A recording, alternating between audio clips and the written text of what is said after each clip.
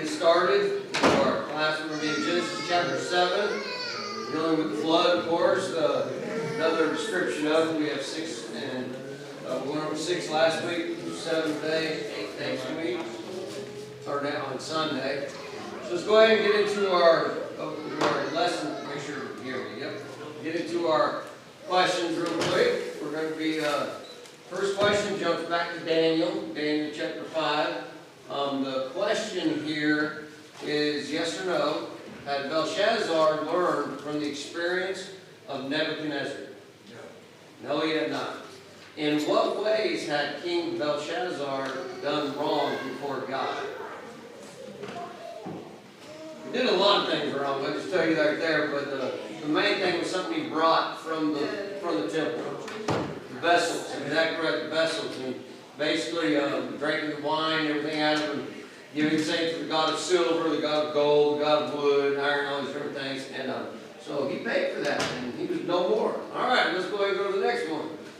Joseph, Genesis 40. We're going to, it says, in jail, what did Joseph request of the Pharaoh's cupbearer? We've had this one before. To remember him. To remember him. Pretty simple. The question is, did he remember him? Nope. Nope, didn't remember at all. Remembered him later, but not when he was supposed to, as we see that happening. All right, Genesis 3, Adam and Eve. What made man know good and evil as does God? Of the tree of knowledge of good and evil. What would make man live forever in the garden? Tree of life, exactly right.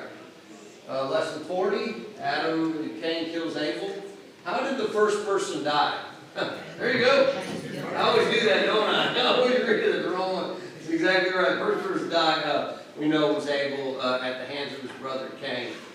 How did God punish Cain for killing Abel? Cursed him, exactly right, cursed him. And we know from there on out he left, and he was worried that people were going to do things to him, and God put a mark on him, said that people would know not to do so, and but that's exactly right. All right, let's go to the next one, lesson 42. Noah, yes or no? Did the ark have any doors?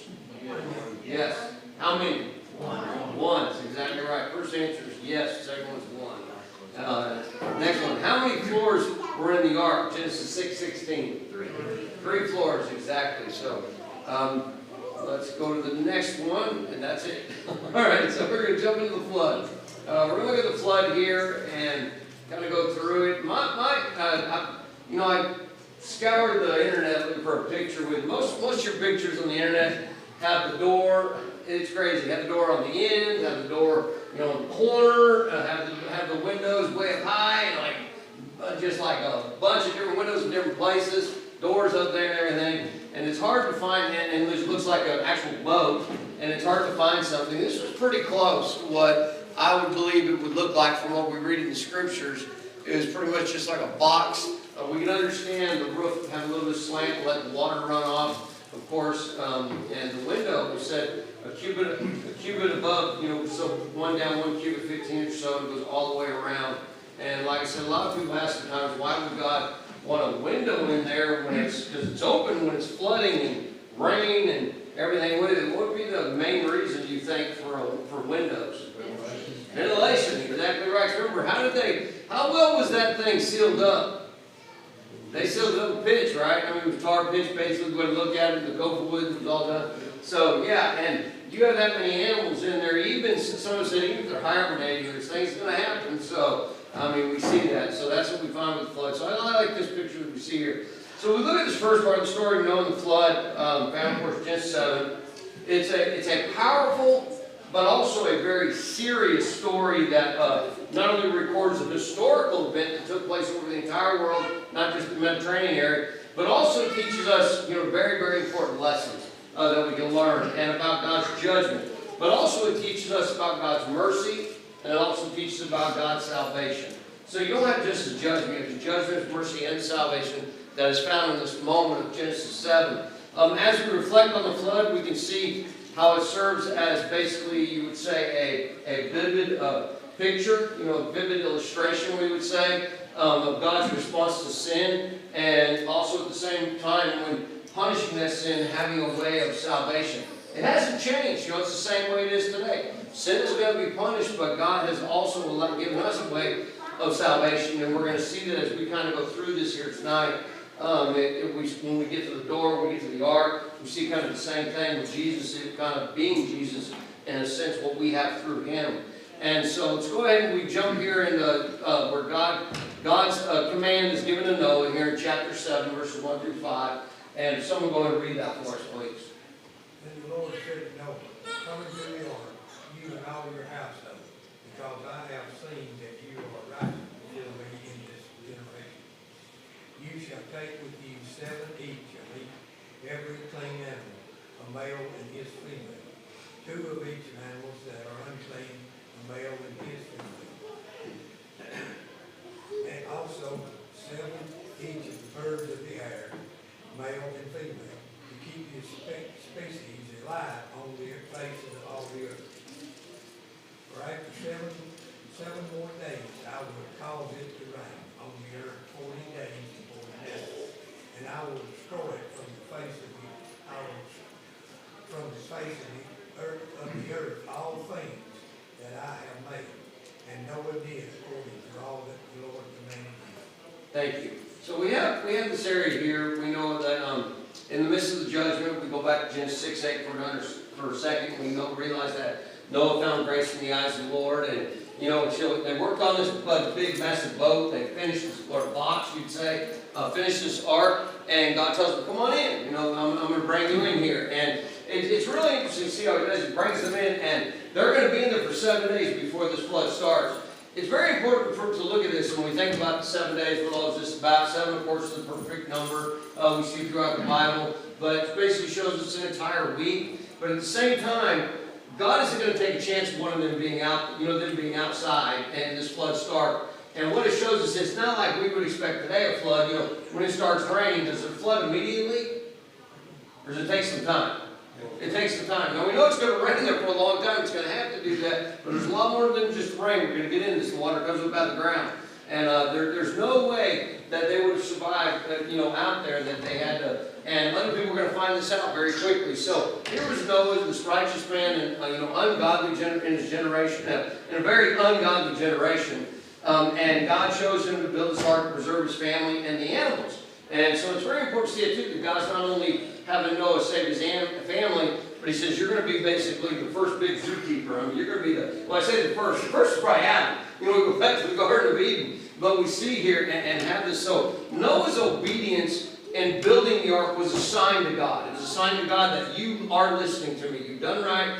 And we know that Noah built it exactly how God said to do it, or else God wouldn't have been happy with him. And we see that God was happy with the way it was done, and that's why He brought him into this vessel of protection for the coming judgment that was going to come about. God's command to Noah to bring his family and the animals represents God's provision of a way of escape of destruction. Because we need to realize that God, He's upset. He's, of course, He's angry with the world, with everything that's going on. But He also wants humans to continue to live. And, I mean, you think about the possibilities of just one individual being righteous on the earth. I mean, that's just really remarkable. And that doesn't mean that all the other people said they were really bad, even not just their ways, what they were doing, but even their what? Anybody remember that? It says they weren't bad in just the way they acted, the way they were living, but also their, and it doesn't say just their thoughts, it says every thought, is what it's getting at there. Basically is what we see in that. So as we look at here, the ark is going to be a symbol of grace to Noah and his family. But notice also, even though God's grace is amazing and remarkable, God didn't just tell Noah, hey, go around the corner of this mountain over here. There's going to be this big boat y'all can get into. That's not what He did He? He had to do it Himself, didn't He? He had to build this thing. And that's where we see that faith of action going and moving forward with that. And so we see that we saved from the flood waters. It would cleanse the world of all sin. We see that, even though we're going to find out, in a couple of weeks, we're going to see real quick, in the next few lessons, that even though sin was gone, how quick does sin come back? Pretty fast. It's just remarkable to think the way things are. But as we look at this salvation here, we see in Noah, we need to realize the same thing for us today. We have the salvation in Christ. and provision for humanity. Jesus, like the ark, is the means by which anybody could be saved. Anybody could be saved from the consequences of sin.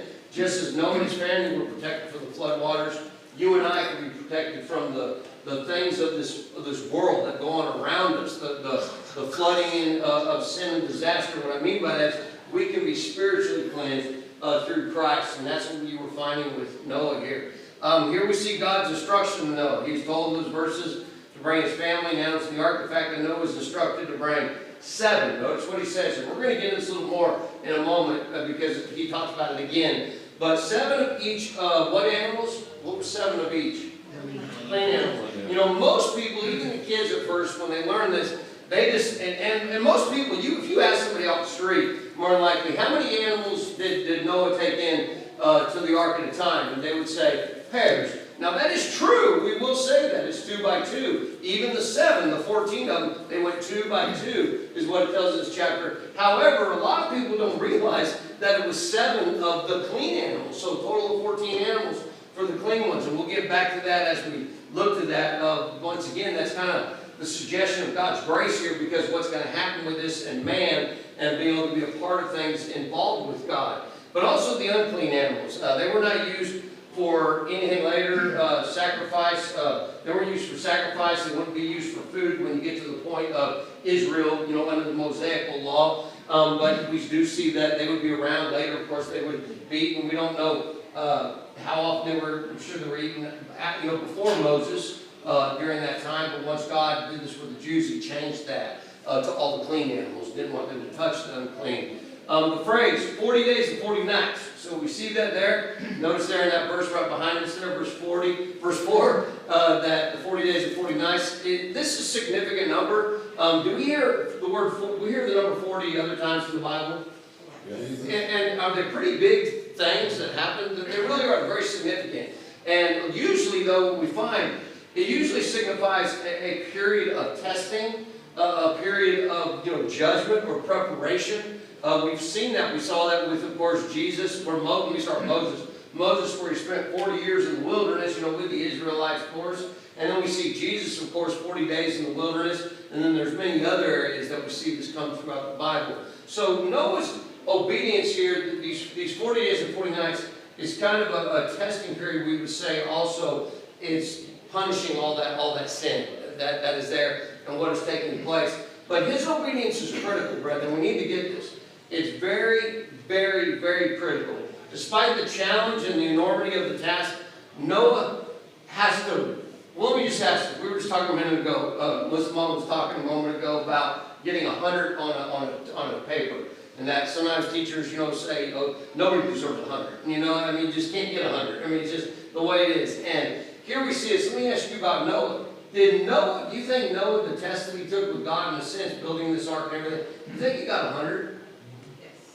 Noah wasn't perfect, but I guarantee you this thing he got perfect. Because God, there was no reason for not to. God laid out specifically what to do. And if Noah would have just taken one step away, said, you know what, let's pitch the outside, let's pitch most of the inside, but we don't have to do the top part of the inside because the bottom is where the water's really going to be at and everything. What do you think would have happened? We said it would have sunk. Here's what would have happened, number one. God would have said to him, you've done well, go into the ark. He wouldn't have done that. You think God would have talked to Noah and said, hey, you need to fix this quick. I wouldn't doubt it that God wouldn't give Noah a second chance, but he didn't have to. Here's the point. He didn't have to. Noah listened to what God said, and he did exactly as he said. So his obedience reflected that. Not that Noah was just a godly man, but he trusted God how much? Get back to that 100%. Exactly. And, and this is a reoccurring theme in Genesis. The people that were following God, looking at Him, and things worked out right for them, is because they were very, they trusted Him 100% and everything about it. So that's what we see in those first 5 verses, which now brings us, of course, to the Noah, as we would see here, the flood. Actually, where am I at? I went too far. How did I get to there? 7, 1 through 5. Okay, folks, hold on a minute. My things are out of order here. All right, that's all right. We'll go ahead. We'll come back to that other part in a minute. Let's go ahead and look at this where the flood begins, as we would see here in verses, I think it's, what do I have? Come on, 6 through 10. So I just want to give you an idea of this for just a second. Look at this picture. Now, this picture's from the movie. You've all probably seen that movie. Noah wasn't great, didn't do a good job with the movie. But this part they got right, to a point. I don't know if it was like this all around, you know, real close and everything. But we do know without a doubt the waters came up out of the ground very forcefully. And it's, you think of, today, you still see, today, what is it where we see probably one of the most famous, you know, geysers in the world, in the United States? Which one is it? Old Faithful. Yellowstone, Old Faithful, exactly right. And so we see that. So it's not like this is anything unusual or new, but it is when we look at the mass of water that came out. And I'm going to show you a picture in a little bit. You may not believe it. It's kind of interesting is the way I look at it. And you know, that we have these big craters. You know, we have one in Arizona. Bill was talking about me not long ago. You know, I've seen it too. The big crater that says from a meteor. The question is, they can't prove that was from a meteor. They believe that's what it was from. But what if I tell you there were 5 others just like it in the world? Just like it. Identical, almost. Identical. And you go, wait a minute, how is that possible? And I believe it's going to come back to what we say about the water. And I'll show you that in a moment. So as we look at this, let's go ahead and read here verses 6 through 10 of Genesis chapter 7. If someone want to read this for us, please. Noah was 600 years old when the flood waters were on the earth. So Noah, with his sons, his wife, and his sons' wives, went into the ark because of the waters of the flood. Of clean animals, of animals that are unclean, of birds, and of everything that creeps on the earth. 2 by 2 they went into the ark of Noah, male and female, as God had commanded Noah. And it came to pass after 7 days that the waters of the flood were on the earth. Thank you. You know what's interesting here? We see all these different creatures coming in, but one is very, very important, we would say, and that are the birds. Because if this wasn't a worldwide flood, just a local flood, even during a flood, doesn't matter how big it is, what will the birds continue to do?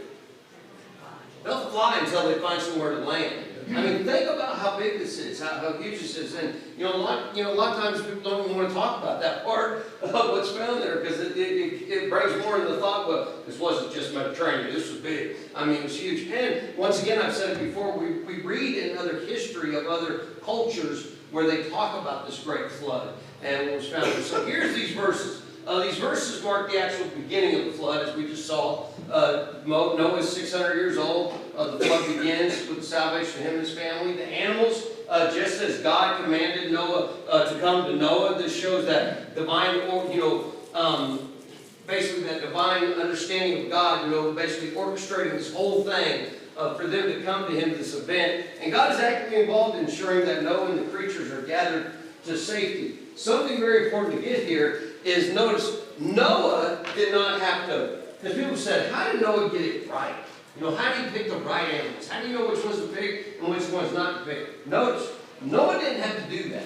We don't even think that way. Noah didn't have to. How did Noah figure out what was clean, what was unclean? How do you know, the 7 here? Well, Noah knew what was clean and unclean because the clean didn't come in just pairs of 2. They came in pairs of 7, as we would see that. And so, and remember, they would stay together. The female and the male is what God talks about.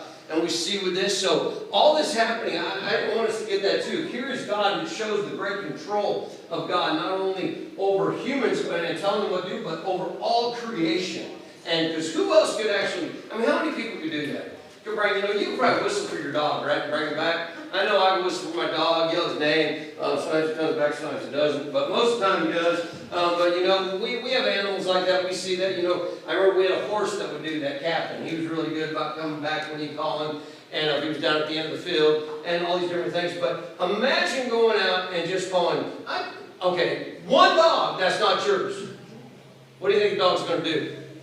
Just call one dog, it's not yours. He ain't going to come to you more likely. Not at all. So I want us to see this as Noah couldn't do that either, but God could. And God was able to bring them all exactly how they were. The reason for this is because God knew what he needed to sustain life on this earth from here on out until the end when he would send Jesus back. And that's what we find. So all of this coming together, this key point is truly understanding God's sovereignty. that is found in him. And he is, the one who has all authority over everything. And it's a picture of how God's purpose unfolds, according to his will. Always to his will. Remember, God can see the future, can't he? God knows the future. Someone said, well, does God know all this? God knows whatever he chooses to know. I guess the best way to put it. And we see that. So he knows what he needed. Bill, go ahead. We've always thought of water as a source of cleansing, a source of cleaning,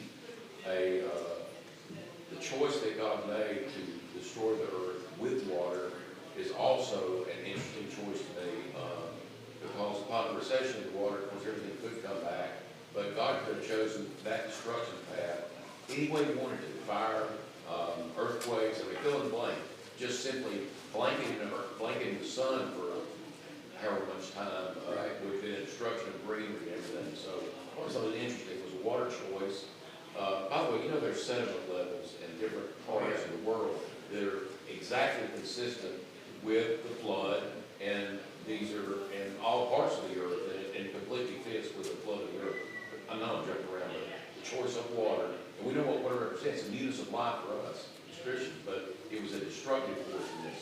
That's exactly it, and it was, that's what it did. It cleansed, all right, it cleansed sin, and that's what we see it doing. And this water is, once again, we always get flooding people. We get water. Where did it happen? And it was everywhere, without a doubt. We lived in Wimberley when we were in preschool in the hill country. Melissa, mom, dad know about this too. And in fact, we have some of the I almost said fossils. We have shell fossils. This big up in the hill country of Texas. It's up there, and there ain't no water nowhere around there. That water when I'm talking about, unless it's man-made, or you bring it in and we see that, but because any water that would rain there, it would come through pretty quick, and it would go down through all the rocks and everything and be gone.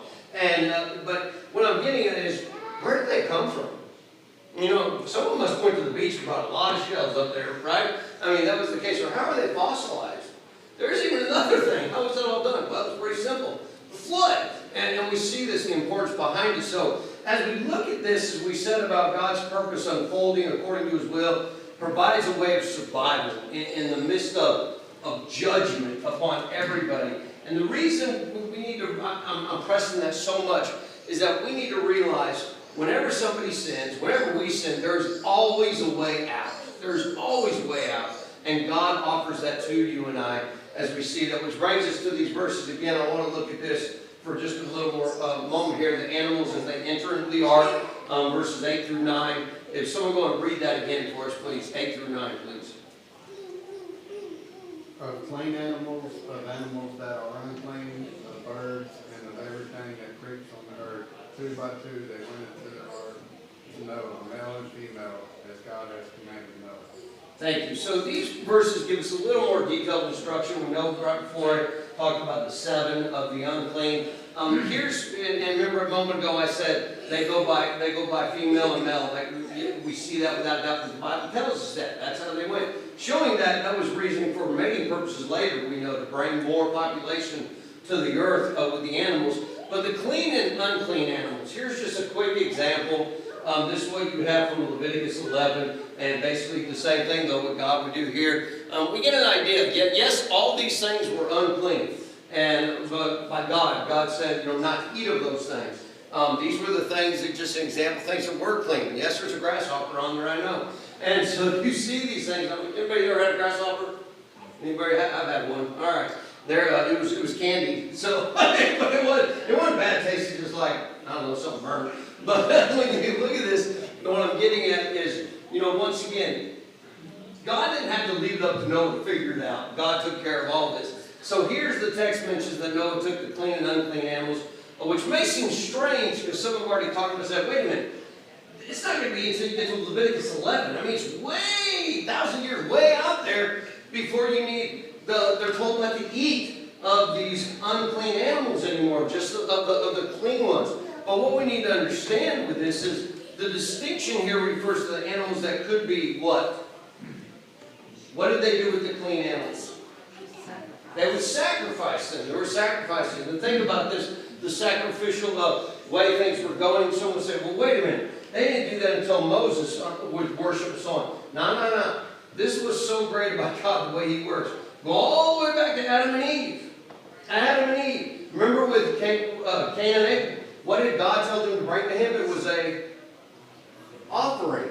And with an offering, you have a sacrifice. We see that. And even we know when Noah gets off the ark in a little bit, what is Noah going to do? Anybody know? He's going to give an offering to God, a sacrifice. We see this. And when you think about this for a moment, we may think like, yeah, but you don't need to be, come on, are they going to use that many? Have anybody, if you look at the history of the Israelites, when they went to sacrificing animals, let me tell you what, it was thousands and thousands and thousands and thousands and thousands of animals. I mean, there were times where they said blood covered everything. I mean, it was just everywhere there at the temple.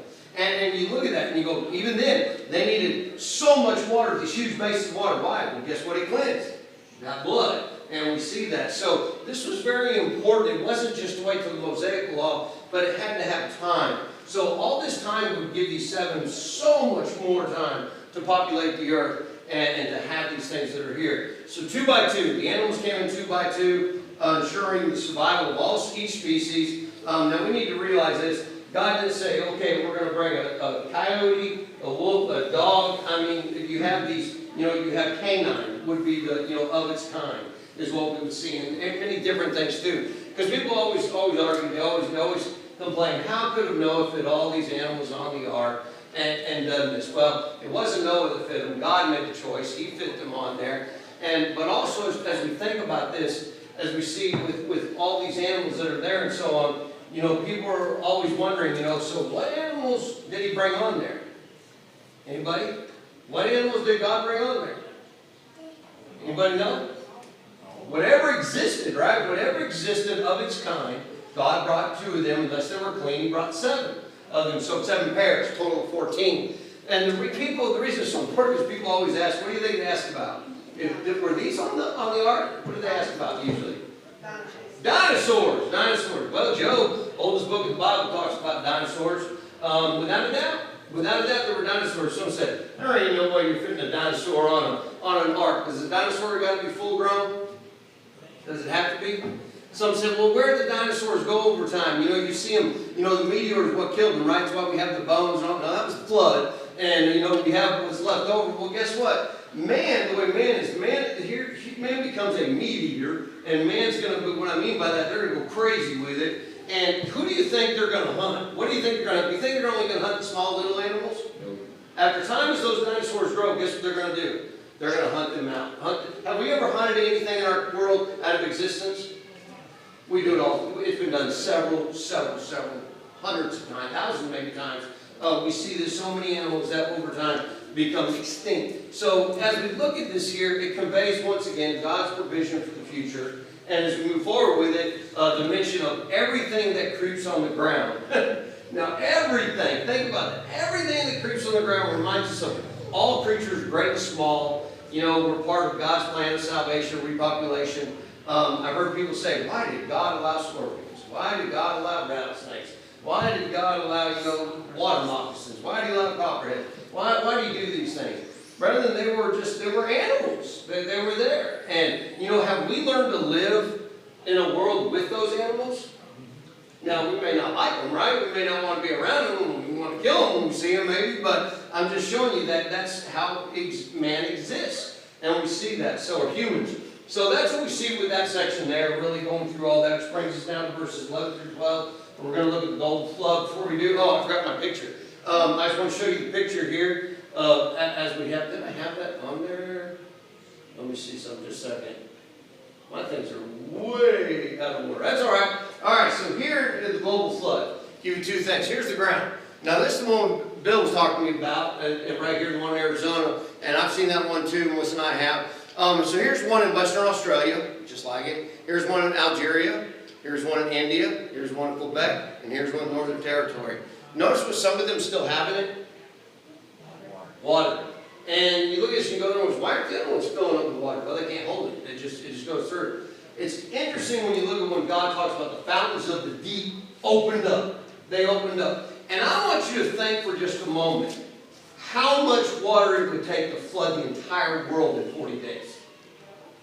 40 days ago, that sounds like a long time. It's really not. when you think about the entire world. If it just rained for 40 days, there would have been no flood. It wouldn't have been, there would have been floods in areas, but it wouldn't have been like what we're talking about. And this is the other thing too. The flood, as it happened, it flooded very quickly. Everything was flooding very quickly. If not, you're giving other people the opportunity to survive somehow maybe, but they're not. And we see that happening. You know, people always ask about with Noah, they go, you know, everybody's just gone. They were all walking on the ground. Do you think there were boats yet in those days? You think anybody built a boat? I'm sure they had. I'm sure somebody had built a boat, a little boat, something, a canoe, whatever it may have been. You know, because we know we have the Mediterranean, you have other waters here and there. Well, and the world may look different from before the flood, of course. But, you know, we don't think about that a lot. Like, you know, I've seen pictures before with the boat, you know, next to the ark. And I'm like, well, that ain't going to happen. But, you know, but you look at it, it makes you think of it, like, oh, wow, okay, so people weren't just on land dying. When something like that happens, people are going to start doing what? Because remember, it had never rained before. You have all the water coming up, and the rain coming down has got to be freaking you out. It'll scare you to death. What's going on here? It wasn't sprinkles. It wasn't sprinkled. I mean, sometimes, you know, we have the old saying when it rains really hard, what do we call it? Rains like cats and dogs. And I've always been like, okay, whatever.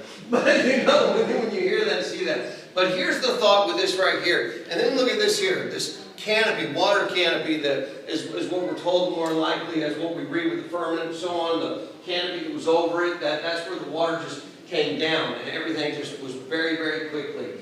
And so it brings us to this area here, Genesis 7, verses 11 through 12. If someone go and read this for us, please.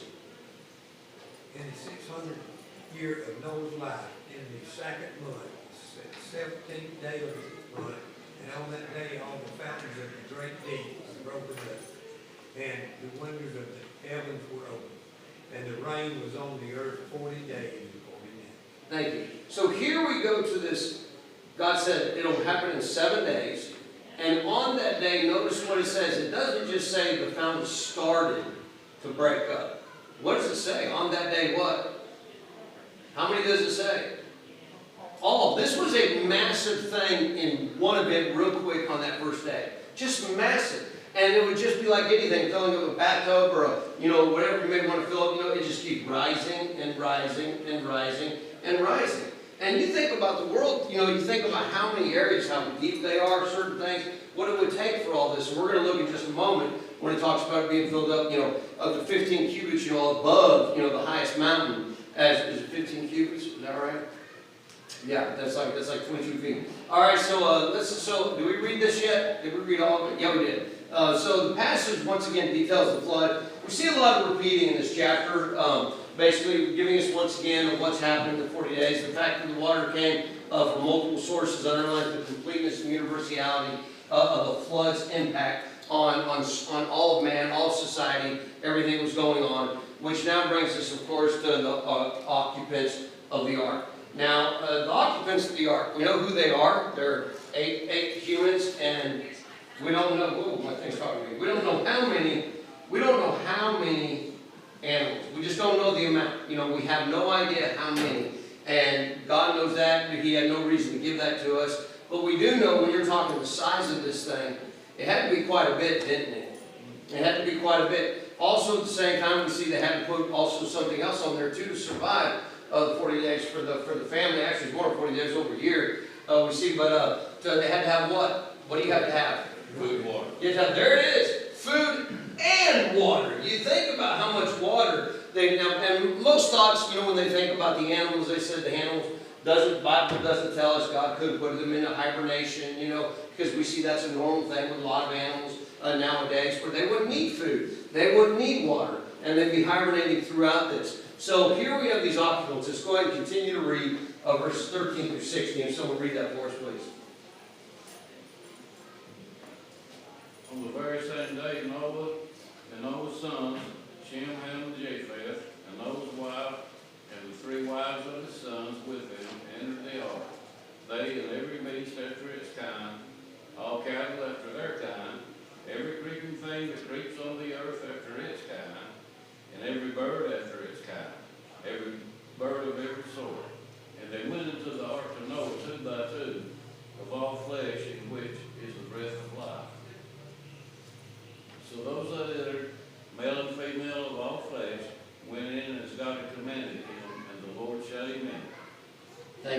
So here we see the main thing. You notice how the chapter Hopper repeats itself a lot. It's just, it doesn't want anybody, to try to get anything away from it, saying what it is. But we see here, without a doubt, we find all this taking place, that God's once again with these animals. But here's the main part right here, verse 16. Here's verse 16 where this comes down to. So those that entered, male and female of all the flesh, went in as God had, number one, commanded him. So they did exactly as God commanded. And then what happened? The Lord shut him in. Now think about this. This door, as we know, they talk about the door, and we see the door be on the side. And, this door has to be a pretty massive door to handle, all this weight, things that are going on, whatever it may be. And people said, oh, you see, like I said, they're turning something to close it. That didn't happen. There's so much more to this than God just shutting them in. When God shuts them in, He has done what now? What's that? He has put His protection on them, exactly right. He sealed it, and and this is the other thing. It's important to think about. I've always wondered about this. Pitch the ark inside and out. Now, when you shut the door, what do you have? At least around 3 areas, actually 4 areas within, however they made this door do that. What would you have? You'd have cracks. Have you ever seen water come through a door before? When it rains, have you ever had that happen before? I see it come through little cracks and so on. Without a doubt, of course. Here, when God shut them in, whatever He did, He made that thing watertight. Made it watertight. Because nowhere does it say that they were supposed to go in and start pitching it, especially inside and out. What are they going to do? Come down like on ropes and little bitches or something, start pitching the outside afterwards? No, not at all. God took care of this bill. Didn't just shut them in. In fact, sadly, shut others out. Exactly. What happened when this was done, this door, with God shutting it and opening it later, as we would see with the shutting here, there ain't no handle on this door. There ain't going to be a handle where you can say, it starts flooding and you run to it, let us in now. It's too late.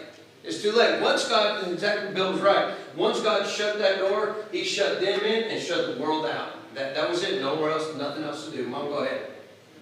And sometimes I think we forget that there was millions of people Oh, yeah. on the earth. Yep. A lot of people believe, and I know from what you see when you look at the time period and how things are going, they believe anywhere between 5 and where we are now, almost 7 billion people, 5 to 6 billion people. And now you look and you go, that can't be so. Why not? I mean, we don't know, but that's when you look at the time period and the way people, the reason, because remember, what were humans doing a lot longer than they do nowadays?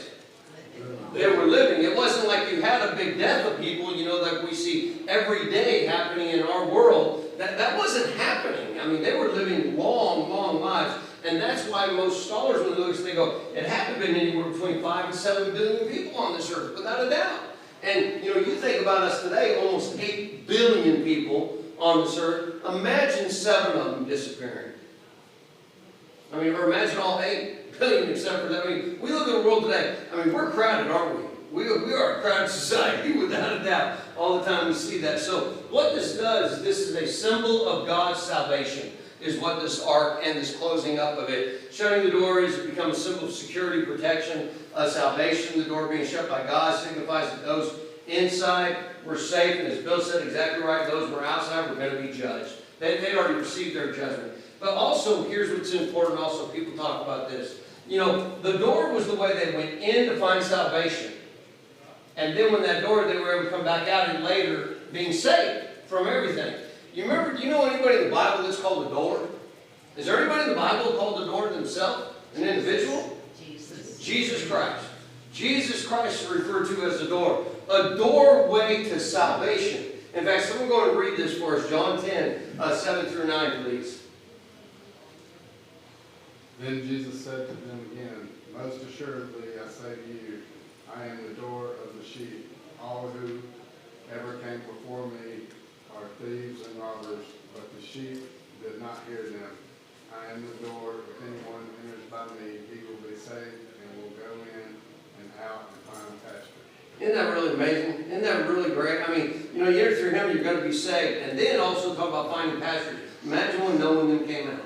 and the difference of all this after the water subsided. You know, and also, we are very familiar verse, of course, John 14, verse 6, I am the way, the truth, and the life. No one comes to the Father except through me. And, you know, once again, through Jesus, what he says is make done. So just as Noah's Ark provided a refuge, I guess you'd say, from the flood, Jesus provides a refuge from the judgment of sin. And just because we become a part of Christ doesn't mean we don't have to keep being a part of Christ.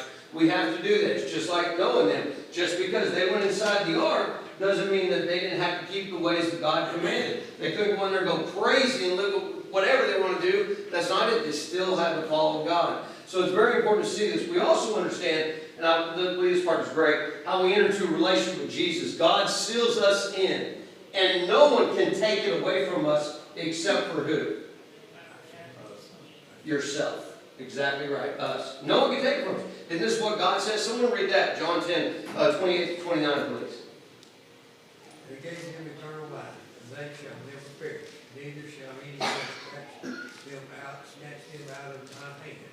My Father who has given them to me is greater than all, and no one is able to snatch them out of my Father's hand. I love these verses when you start talking about Noah, and you look at here, you know, that God seals us. I mean, he takes care of us, and no one can steal us from God unless we decide to give ourselves up. And how important it is. And I'll finish out the flood's destructive power as we're out of time, verses 17 through 24. It says, now the flood was on the earth 40 days. The water increased and lifted up the ark, and it rose high above the earth. The water prevailed and greatly increased on the earth, and the ark moved about on surfaces of waters. And the waters prevailed exceedingly on the earth, and the high hills under the whole heaven were covered. The waters prevailed 15 cubits above, and the mountains were covered. And all the flesh died that moved on the earth, birds and cattle and beasts and every creeping thing that creeps on the earth, and every man. Very important to understand, even the birds that didn't go into the ark, they died. Nowhere to land. They died. They had nowhere to land. And then it goes on, 22. And all of whose nostrils was the breath of the spirit of life, all that was on dry land died. So, and it's very important to get that. All. He doesn't just say in the Mediterranean area. All. Every person that was breathing. So he destroyed all the living things which were on the face of the ground, both man and cattle, creeping thing, and bird of the air. And they were all destroyed from the earth. Only Noah and those who were with him in the ark remained alive. And the waters prevailed on the earth 150 days. So it wasn't just, a lot of people think, oh, 40 days, 40 nights, all it was. No, it was, think about this, 150 days is how long we see this happening after those 40 days of this happening. So 190 days we would say this takes place. But I just want to show you this one thing. Verse 20, as we said, 15 cubits. This is what a picture, give you an idea of what it would look like when you think of water on the earth. Just like that. Look at this wall. And look at the earth to your right. Look at that mountain. That's what the water would have looked like. 22 feet above the highest mountain in the world. It's just remarkable. People say, why did God have to take it that high? Never know where that boat was going to end up, right? Because we don't. God did, of course, but that boat had to float over everything. You don't want to get it cut. You don't want to get it messed up or anything whatsoever. And God did that. God showed this point also that, guess what? You couldn't go to the top of the mountain and try to swim up and maybe survive. It wasn't going to happen. Everybody was going to be gone. Nowhere to run, nowhere to hide, nowhere to go, except for those who did what was right by going into the ark. We know in his family. That's it. Any comments or questions before we close? Bill, go ahead. Les, you know, mankind always like to rationalize, explain, understand. First of all, I completely without accept the story, but there are explanations, easy facts and evidence to completely show this is exactly how. Exactly. There is. I mean, there's so much just, people just don't want to take those facts and believe it. They want to make up other facts, but they don't want to take those facts. Mom, do you have a comment? Yes, that, you know, with that billions of people that were there that were lost, only 8 were saved. Today, people think everyone is going to heaven. Right. But only a few. That's right, the Bible says. And it's interesting, I don't think it's only 8, but there's only a couple times in the Bible where the word few is mentioned for people. And 8 is one of them. He calls them few. But he also calls number 2 few. It's just the way God called that and saw those things. But when you compare it to, you know, trillions upon trillions of humans, a few's not a whole lot when you really think about it as it comes down to it. All right, we're going to close the meeting there. Appreciate your time. Go ring their bell.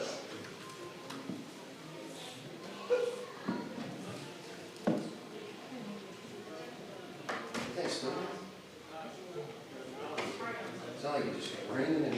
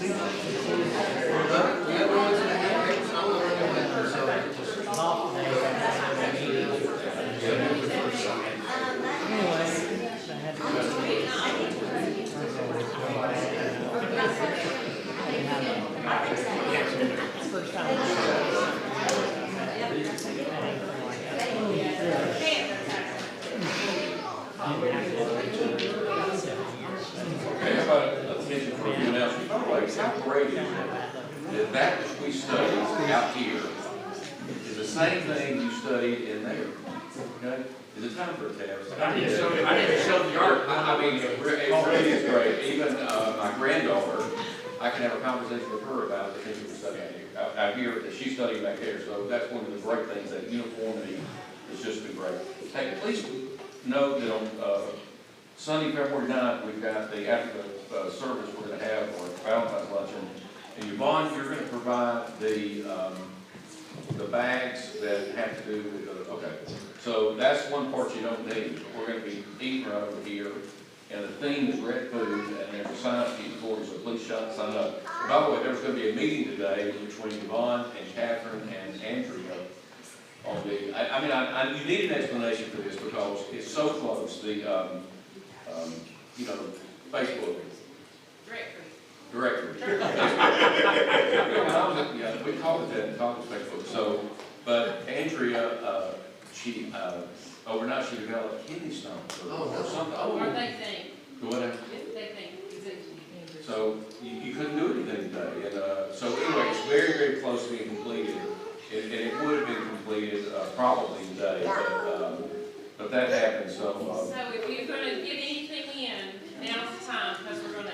oh yeah, okay, I meant to say that. January. So you have, like, I'm swapping out one photograph of me. I'm swapping it out. I don't like it. It's going to be in there for like maybe 2 years, and so if you have a photograph, what? She said 5. 5 years, okay, 5 years. No, I'll go with that. replace it, now's the time to do it, you better do it. Because let's just say, we're gonna redo, so anyway, and if you have any other information, to add Facebook, an address, anything associated with that, please do it. It is being finalized, it would have been done today, but we're here. Also, Super Sunday, we're preparing to sit on Sunday, February 9th after the luncheon. There's a sign-up sheet on that back there. Remember, any pantry item will take, but it has been Vienna sausage, so please bring it down.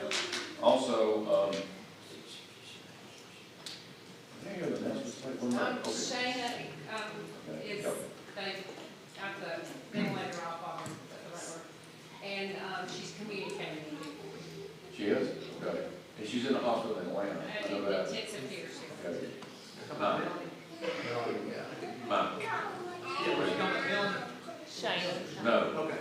Well, Melanie signed, she ended up being moved to Emory, and in other words, that she's, very bad, that she's down there and they're doing treatment over there in Emory now. She was going back and forth to Houston, so that kept her over here, but, keep her in prayer, she's got a long way to go. Okay. Good to hear that. And, I reported to y'all about Ben Spring, went visiting in the hospital, and, the only thing keeping him from going home now is the oxygen delivery system. You've seen people with oxygen have the tanks, like they have the tank. Well, that delivery system is no longer adequate for his progression of his disease. So they're figuring out a home delivery system that can really force oxygen in there. But the good news is he was sitting up and we talked and laughed, and it was a really good visit. So a lot of things are good. Our prayers have been answered for him in a good way. So just wanted you to know that. He said he appreciated everyone praying for him. Kevin, I don't see Kevin here tonight, but he continued with his treatments, I know that. And David, I meant to talk to David this week. I don't know if anyone's had a conversation with him, but I know he's recovering from his open heart surgery. And anybody know anything else about that? I just don't know. He's slowly getting better. Okay, it is It's a long process. My law partner had open heart surgery, and it is a slow process. So please keep David in your prayers, and everybody that's providing care to him. I didn't talk to Chris about Jeanette Steele either. Does anybody have a report? Is it Rachel know or David know? Rachel's sick, but she's not doing very well. Really? Okay. Well, please keep Jeanette Steele, that's Chris's great grandmother, in your prayers. She fell and fractured her head, had stitches, and they discovered she had an AFib, and she's in an advanced stage, but please keep her in your prayers. And Amanda there, and say anything about Amanda. Please continue to pray for Amanda as she recovers, and always pray for Amanda, please. Any other announcements to make? Yes. We spoke with Tammy Elliott the other day, and she is doing well, and she just wanted to reiterate and thank everyone for the prayers. She said without that she wouldn't have been able to get through all of this with Roger. And she's just so thankful that even though we're separated by distance, she feels a strong part of this congregation. Anything else, any other announcements? And again, I think you have the...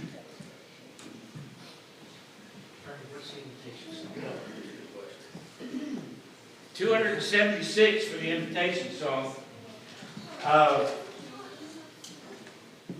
The other day, I think it was yesterday, Bill and Ernie and I were together for a meeting that we had to take care of some things for the church.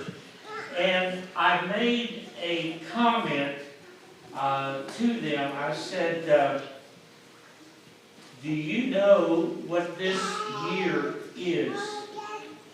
And they, basically it's 2025. Well, do you realize that this year makes this century, will make it a quarter century gone by? A quarter century. 25 years.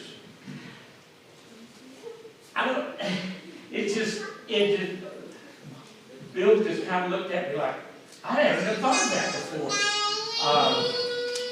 and all of us, you know, we don't really think about those things at times, but here it is.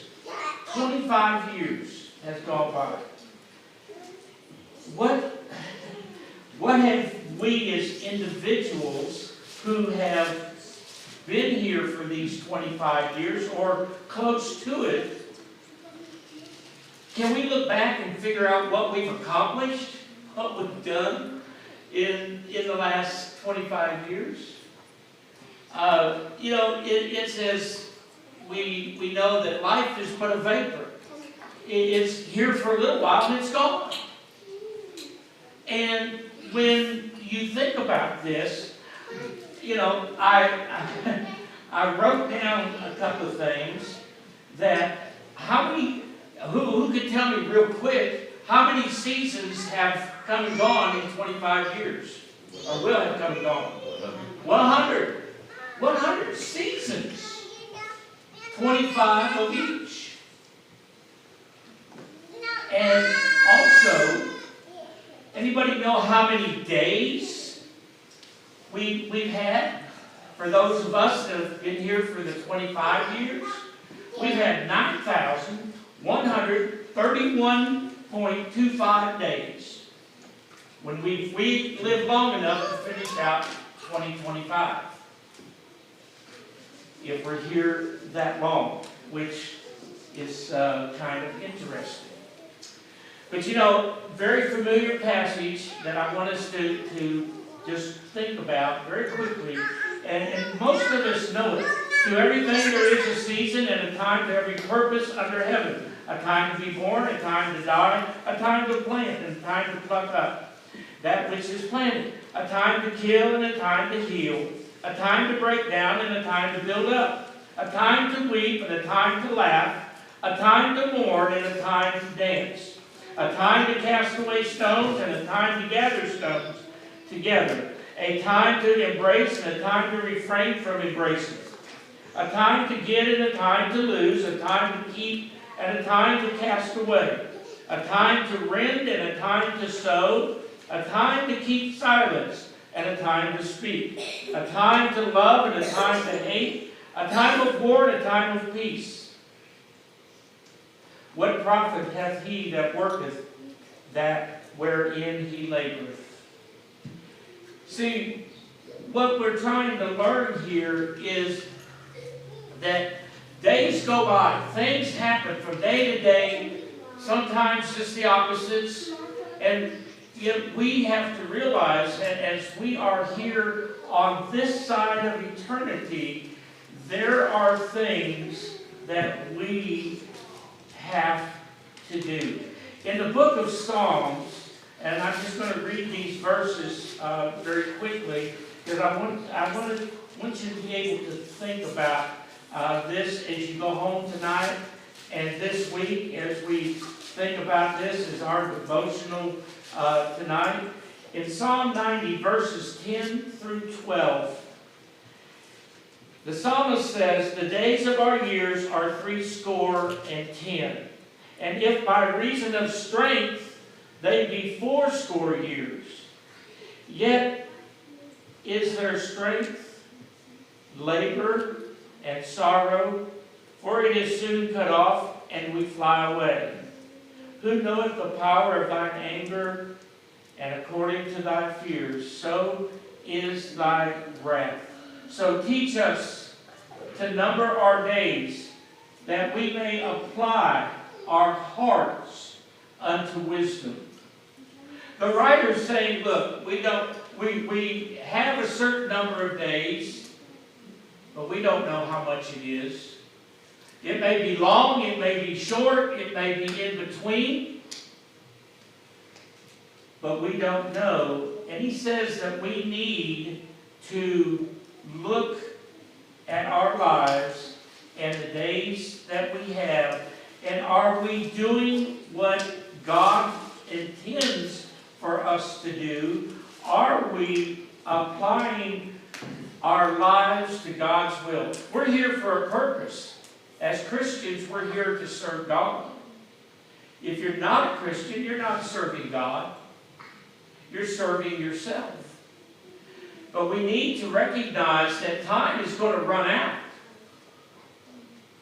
You know, and we're almost into the second month of this year. And by the end of this year, we'll be a quarter of the way through the next century.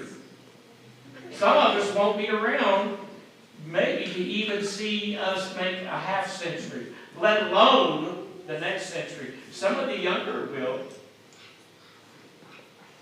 But see, we don't know if we'll even finish out 2025. The Lord may say, I've had enough. My long suffering is done. And I am going to have my Son return and gather home the saints that have been obedient. So, in one other verse is in Ephesians chapter 5, verses 15 and 16. See then that you walk circumspectly, not as fools, but as wise. In other words, walk carefully. I've used this illustration before. You ever watch somebody walk a tightrope? Or you ever try to walk a train track rail?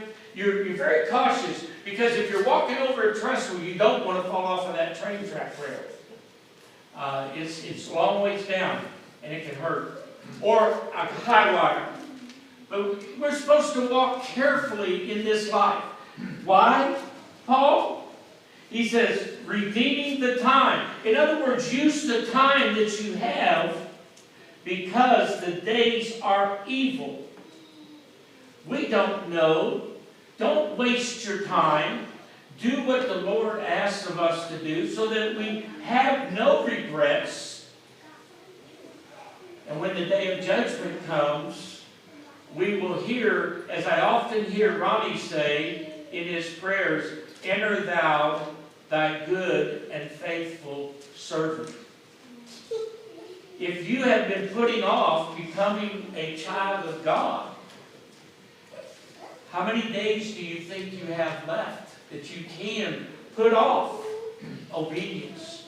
Or will you be like those in the time of Noah, who kind of scoffed at Noah and says, we got all the time in the world, until the ark door was shut by God, and in just a few days the ark rose up, and the people were trying to climb up the mountainsides to get above the water to try to save themselves, and yet would find themselves being lost for eternity.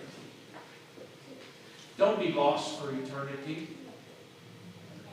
Don't look at it as though we've got all the time in the world, because we don't. And recognize that God is a merciful and a just God, that He loves us and wants none to perish. And if you're not a child of God tonight, we're going to sing an invitation song, and I pray every time for those who have yet to obey the gospel, that they will come forward and put their Lord on in baptism. And if you are a child of God, and maybe you feel a weakness of your faith, that you don't feel like you may be able to do all that God asks you to do, like Noah did, and was found righteous and found doing what God wanted him to do. What about us? Whatever it might be, won't you come together as together we stand and as we sing. Jesus is all the world to me, my life, my joy, my all. He is my strength from day to day. Without Him I would fall. When I am sad, to Him I go. No other one can cheer me so. When I am sad, He makes me glad. He's my friend.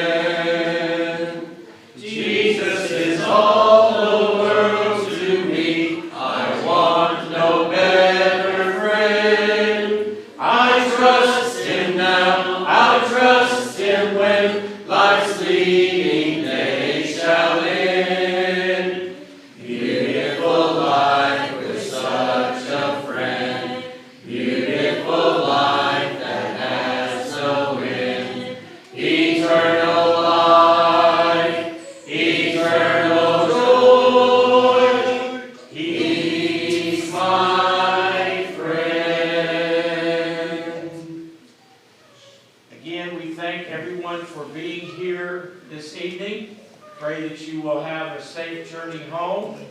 Pray that you will be the light that the Lord wants us to be in the days to come as we depart from one another.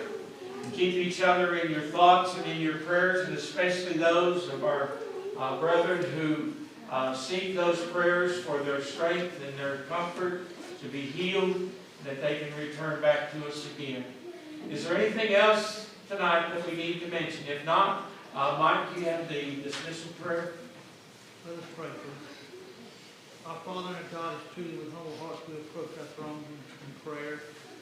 We're thankful, Lord, for the church in Cedartown. We're thankful for the elders, the members. We're thankful, Lord, for the opportunity we had to come together tonight to study thy word. We pray, Lord, as we study that we each apply thy word to our lives, that we may live more perfectly before you. We pray, Lord, for those that have been mentioned sick. Pray that you'll have bless the doctors and take care of them, that the doctors may do the things that will bring them back to their much needed health. Lord, we're so thankful for the country we live in and the freedoms we have. We pray that the freedoms will continue and America will prosper and continue to allow freedoms all over the world. We pray, Lord, at this time that you'll be with us, strengthen us, help us to be stronger Christians than what we have in the past. And pray, Lord, that we all will make it back again to worship you again on Sunday. So this is our prayer in Christ's name. Amen. Amen. Okay, I'll take promise.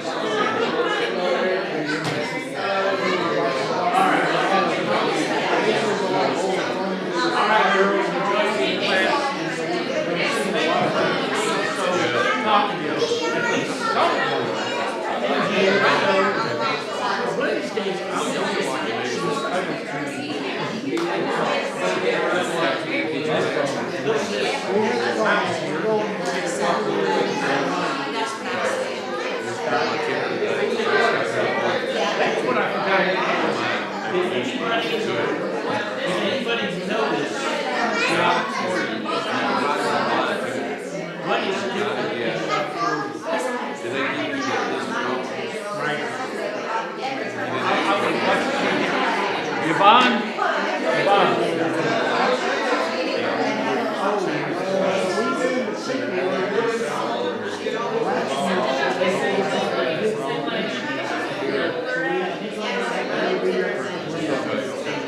No, that's what Y'all replace lots. They have a garage in front of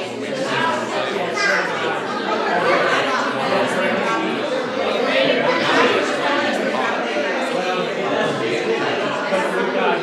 ran out, we've got those upstairs to replace, and then those two up front.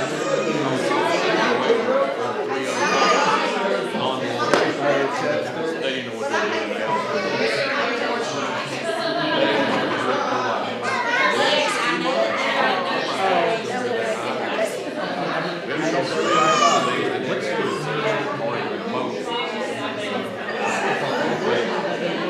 Smells good. Oh, the lights, is that your lights? We still got to get more, here on the road, we leave them out. $2 each, $20 each. 13 years.